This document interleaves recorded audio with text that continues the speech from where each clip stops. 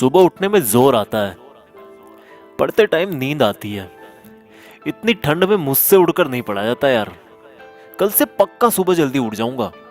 कभी पूछा है अपनी माँ से कि वो सुबह बिना किसी के जगाए 4 बजे क्यों और कैसे उठ जाती है? कभी पूछा है अपने पापा को नाइट शिफ्ट से आने के बाद कि पापा कहीं रात को ठंड तो नहीं लगी आपको? कभी पूछा है अपनी माँ से कि कितनी बार रसोई की जल्दीबाजी में उनकी उंगलियां जली है ये सोचकर कि कहीं खाना लेट हो गया तो बस स्टैंड पर अगली बस का वेट करना पड़ेगा। थोड़ा सा सो लूं शायद एग्जाम की टेंशन कम हो जाए। तुम टेंशन से बचने के लिए सोते हो और तुम्हारे पापा तुम्हारी ही फ्यूचर की टेंशन दूर करने के लिए जागते हैं।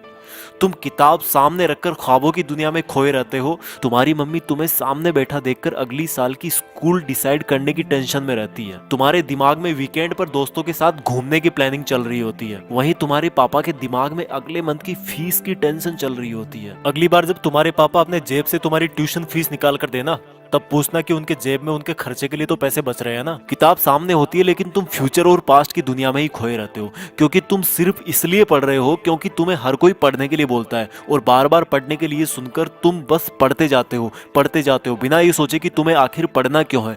क्यों क्यों पढ़ना है तुम्हें? कभी सोचा ही नहीं है तुमने इस बात का जवाब छोड़ो, क्वेश्चन भी नहीं आया होगा आपके दिमाग में।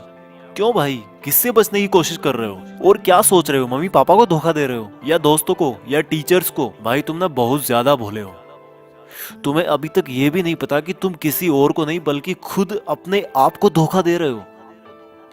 क्यों अपने आप को यार 12 लाख वाली कार के फर्जी सपने दिखा रहे हो? कोई बंगला और आईपैड नहीं मिलने वाला तुम्हें ऐसे पढ़ने का ढोंग रचा करके। ये जो मोबाइल पे तुम डेली दिन में 100 बार फेसबुक और व्हाट्सएप चेक करते हो ना, उससे कई गुना तुम्हारे मम्मी पापा तुम्हारे फ्यूचर के बारे में सोचते हैं। और जब तुम्हारा छोटा भाई या एक दिन तुम्हारा लड़का बड़ा होकर आईफोन या लैपटॉप या बाइक मांगेगा ना, तब तुम समझोगे कि बच्चे की एक जिद पूरी करने के लिए पेरेंट्स को अपने खुद के सपनों से कितना बड़ा कॉम्प्रोमाइज करना पड़ता है। और तुम्हारा पढ़ाई में मन इसलिए नहीं लग रहा क्योंकि तुम सिर्फ पास होने के लिए या फिर कहीं पर सेलेक्ट होने के लिए पढ़ते हो। भाई तुम्हें तो टाइम ही नहीं है अपने आप से 2 मिनट ये पूछने का कि आखिर सब लोग तुम्हें पढ़ने के लिए क्यों बोलते हैं। तुम्हें पढ़ाई बहुत हार्ड लगती है क्योंकि तुम्हें फेसबुक व्हाट्सएप इंस्टाग्राम इजी लगता है, सुबह देर तक सोना इजी लगता है, बिस्तर में लेटकर मोबाइल से पढ़ना इजी लगता है। बेटा अपने पापा को भी बोल दो कि बिस्तर में ही लेटकर ड्यूटी कर ले। अपनी मम्मी को भी बोल दो कि सुबह जल्दी उठकर परेशान होने की जरूरत नहीं है। जब तुम्हारे मम्मी पापा तुम्हारे लिए लेट करके खाना नहीं बना सकते, तुम्हारे लिए पैसे कमाने के लिए लेट कर नौकरी नहीं कर सकते, तो तुम क्या जादू मंत्र चला दोगे बिस्तर में लेटे लेटे? कल पढ़ूंगा, शाम से पढ़ूंगा, मंडे को टाइम टेबल से पढ़ूंगा, हाफ ईयरली एग्जाम के बाद पढ़ूंगा, ठंड कम होगी तब पढ़ूंगा, गर्मी कम होगी तब पढ़ूंगा, कल से जल्दी उठकर पढ़ूंगा, दोस्त के नोट्स मिलेंगे तब पढ़ूंगा, एग्जाम का ब्लू प्रिंट आएगा तब पढ़ूंगा, एग्जाम के 1 महीने पहले पढ़ूंगा,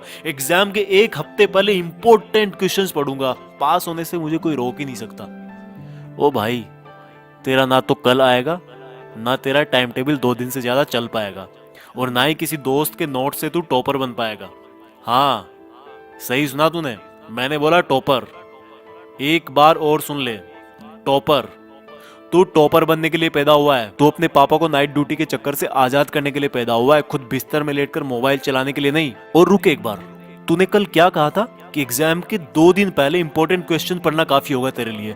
अपने पापा को भी बोल दे कि वो भी तुम्हारी फीस चुकाने की लास्ट डेट से 2 दिन पहले ही काम पर जाएं। जब वो पूरा महीना काम करते हैं तुम्हारी फीस चुकाने के लिए, तो तुम सोच भी कैसे सकते हो कि मैं अभी सो लेता हूँ और 2 दिन पहले सिर्फ इंपॉर्टेंट क्वेश्चन पढ़कर पास हो जाऊंगा?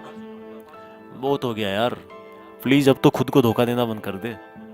अब तो कोई वजह खोज ले कि तुझे पढ़ना क्यों है। ध्यान रख बेटा, दुनिया को तब ही अंडर रख पाएगा जब खुद को अंडर रखेगा। इस दिमाग को बोल दे कि भाई धोखा देना बंद कर तू, और सुन ले अपनी दिल की आवाज को कि तेरे लिए जिंदगी के क्या मायने हैं और उसके लिए पढ़ाई क्यों जरूरी है।